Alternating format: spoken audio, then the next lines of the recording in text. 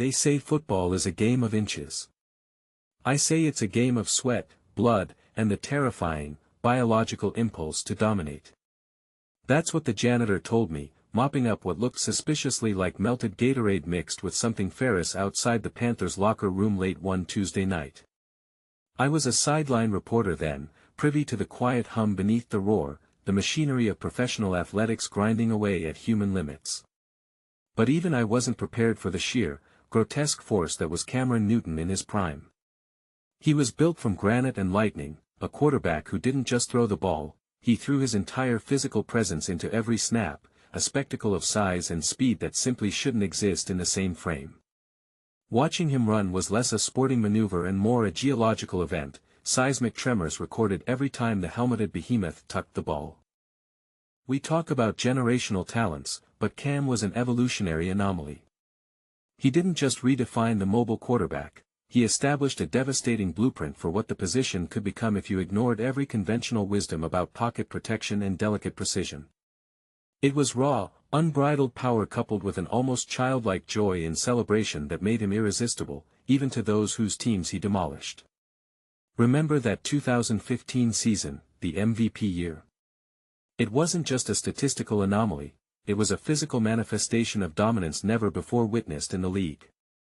It's hard to believe now, but during his MVP run, he became the first NFL player in history to post 30 or more passing touchdowns and 10 or more rushing touchdowns in a single season, obliterating previous arbitrary boundaries for the position. He didn't just break the mold, he stomped it into dust every Sunday.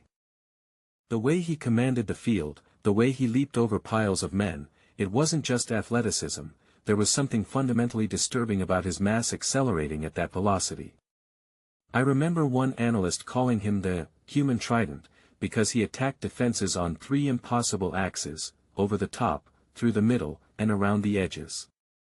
Nobody knew how to prepare for a quarterback whose rushing attack was consistently a primary offensive weapon, often leading the league in red zone carries, forcing defenses to treat him simultaneously as a running back, a tight end, and an elite passer.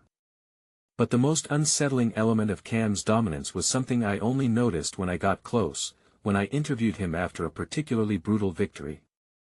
There was a faint, almost metallic smell that clung to him, even after a shower. The apex of his career, that Super Bowl run, wasn't just about winning games, it was about the psychological warfare he waged. He approached the line of scrimmage less like a signal caller and more like a predator examining potential prey. The sheer torque he applied to his body during an off-platform throw was terrifying. I once overheard a strength coach remarking that Cam's rotational power was measured higher than some defensive ends. Yet, the rapid, almost immediate decline of that physical specimen is what haunts everyone, suggesting that the power he wielded came with an unsustainable, hideous cost. That metallic scent I noticed. It became overpowering one day in the off-season, in the weight room, not of sweat or iron, but something thicker, almost sulfurous.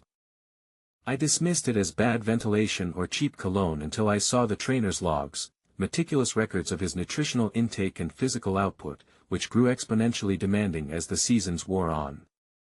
The weight gain, the muscle density, the sheer physical workload required to maintain that peak performance, it was superhuman. His body wasn't just healing quickly, it was replacing damaged tissue with something harder, denser.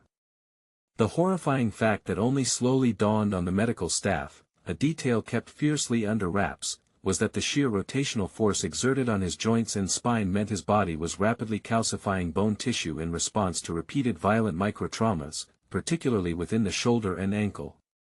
At one point, a scan revealed bone density levels usually seen in ancient, petrified wood, a self-mummifying process. The truly gruesome realization came during a routine MRI before his final season. They weren't just looking at torn ligaments or cartilage deterioration, they were looking at a living statue. His unique, dynamic power, the very thing that made him the MVP and redefined the position, was the mechanism of his biological destruction. The combination of his rare bone structure and explosive muscular kinetic force meant that every major hit, every powerful throw, accelerated an irreversible physiological crystallization. The grotesque horror of Cam Newton's unique physical supremacy was that his body was evolving beyond its own functional limits, essentially turning him into a rigid, magnificent, unbendable sculpture. His unparalleled strength and resilience were merely the terminal symptoms of an athletic hyperevolution, a glorious, biological dead end that rendered the most dynamic quarterback of a generation immobile and brittle. He didn't decline, he petrified. The most dynamic quarterback the world had ever seen was simply too powerful for his own existence. Unstoppable force meets immovable bone.